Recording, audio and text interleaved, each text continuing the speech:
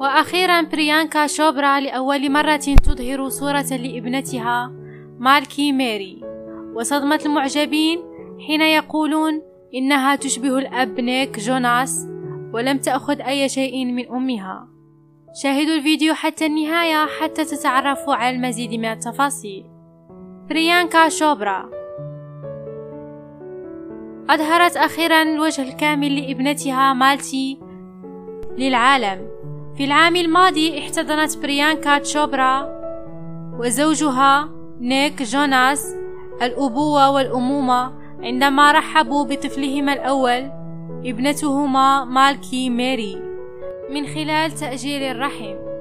منذ ذلك الحين ينتظر المعجبون رؤية أول صورة للفتاة الصغيرة، مما أسعد الجميع عندما كشفت بريانكا أخيرا عن وجه طفلتها الرضيعة بالكامل.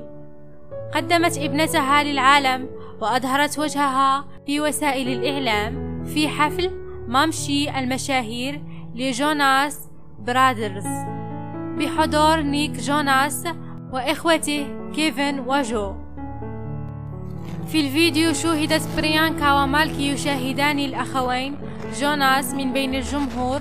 شوهدت أيضا وهي تلعب مع ابنتها الصغيرة التي بدأت أكثر من كونها لطيفة في زي كيوت مع رباط شعر مطابق وأزرار أذن. والجدير بالذكر أن نيك قدم صيحة لطيفة لبريانكا على المسرح، حيث قال: إلى زوجتي الجميلة، أنت هادئة في الجنون وصخرة في العاصفة، وأنا أحبك وسعيد لأنني تزوجتك.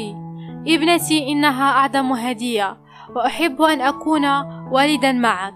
يلوح لمالكي ويقول: مالكي ميري، مرحبا، لا أطيق الانتظار للعودة إلى هنا بعد 15 عاما وأحرجك أمام أصدقائك. بلغت طفلة بريانكا ونيك الطفلة مالتي التي ولدت في 15 يناير 2022، عام واحد مؤخرا. للمعلومة، فمالكي ابنتهم عن طريق الأم البديلة، وهي عبارة عن تأجيل الرحم.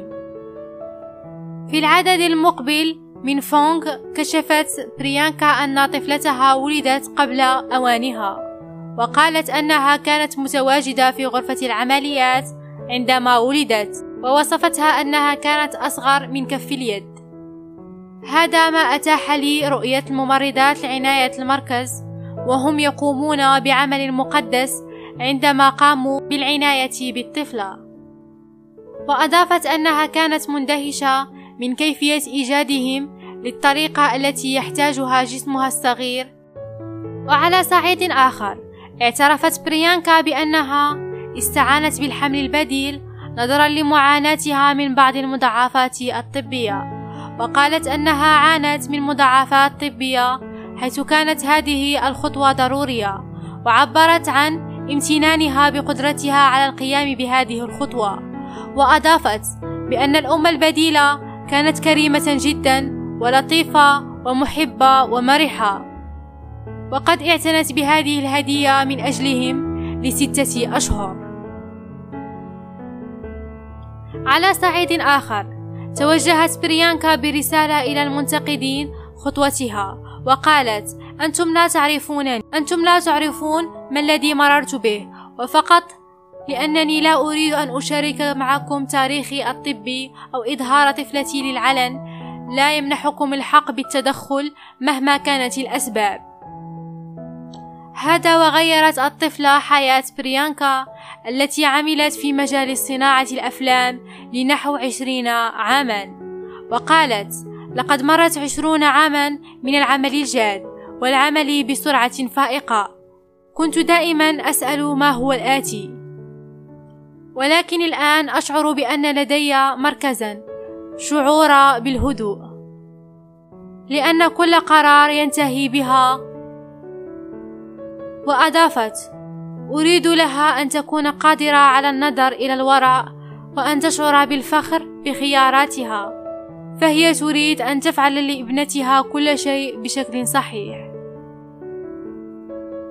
الأم البديلة هي امرأة تحمل جنينا لشخص آخر، غالبا لزوجين يعانيان من مشاكل الخصوبة، وبعد الولادة الطفل تسلم الأم البديلة الوليد إلى الشخصين الذي استعانا بها لتحمل طفلهما، وتخصب عادة بويضة الأنثى بنطاف شريكها في الأنبوب المختبر، ومن ثم يحقن الجنين في رحم الأم البديلة إلى أن يتكمل نموه ويولد.